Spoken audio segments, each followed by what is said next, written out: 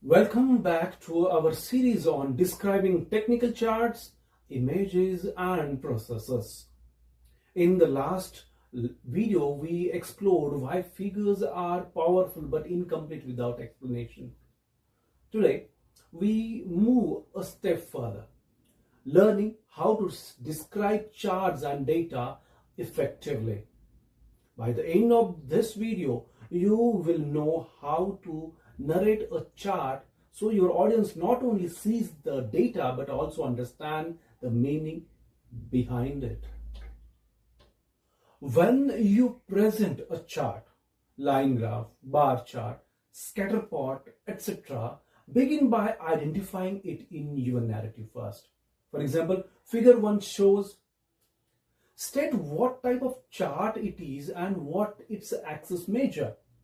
For example, figure 1 is a line chart plotting force on the y-axis against displacement on x-axis, including units and a brief context.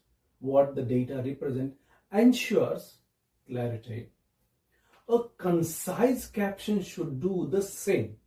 Label the figure number and type, then describe its content. For instance, an effective caption might read, figure 1 line graph of material stress versus strain showing yield point. This tells the reader that what to expect before you explain it. Now, describing the data. After introducing the chart, summarize the main trend or pattern. Use precise verbs like increases, decreases, peaks, levels of, etc., etc. For example, you might say, as figure 1 shows, the stress increases steeply up to the yield point, then plateaus. Avoid vague phrasing like the chart compares. Instead, say exactly what it compares and what it shows. The Ohio State Guide advises emphasizing the key takeaways. For example, not the chart compares users' preferences, but the chart demonstrates that category A was preferred significantly more than category B. Also note important features. Highlight any peaks, troughs, linear trends or plateaus. If there are any outliers or anomalies, point them out and offer a reason if known. This helps avoid confusion about unexpected data.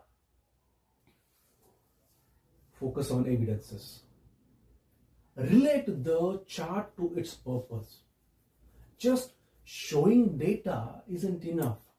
Explain why it matters. For instance, this trend means that doubling temperature doubles reaction rate, confirming our hypothesis. According to the MIT Common Lab, figures should support the message with data. So, don't just describe the shape of the line, interpret it in context. For example, the red curve's upward trend indicates the zinc oxide nanowire cells achieved higher efficiency under all light levels, supporting the conclusion that nanostructure improve performance. Then chart example. In the line graph above, power conversion efficiency, that is PCE, is spotted against the intensity of two solar cell designs, that is red for zinc oxide nanowire and black for planar. Notice the trend. Both efficiencies rise with intensity, but the red line remains higher. An effective description would note the axis PCE percentage versus light intensity suns, the overall rising trend and the key comparison. That is, the nanowire design red consistently yields about 5% more PCE than the planner design, which is in black across all intensities. This summary pinpoints the takeaway. Higher PCE with nanowires and the evidence that two curves positions. Language and style. Use the present tense for general truths. For example, the chart shows X increases. Use active voice wherever possible, no passive voice. IEEE style and other technical guides favor clarity and brevity in captions and labels. Avoid unnecessary words, like figure 1 illustrates that instead of it is a scene from figure 1 that. The ASU Accessibility Guide suggests a simple formula for summarizing charts. Chart type of variables where they trend. For example, line graph of battery voltage versus time showing a steady decline. The concise form can guide how you phrase your description. So what are the key steps for describing a chart? First, identify the chart by number and type and explain what it plots, axes and units.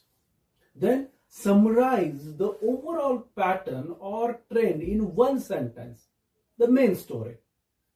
Then highlight specific features like peaks, inflection points, and then outliers, differences between lines and bars.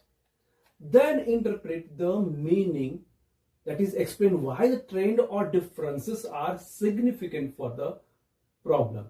And then lastly, be concise and precise. Just use numerical visuals only if they serve the interpretation.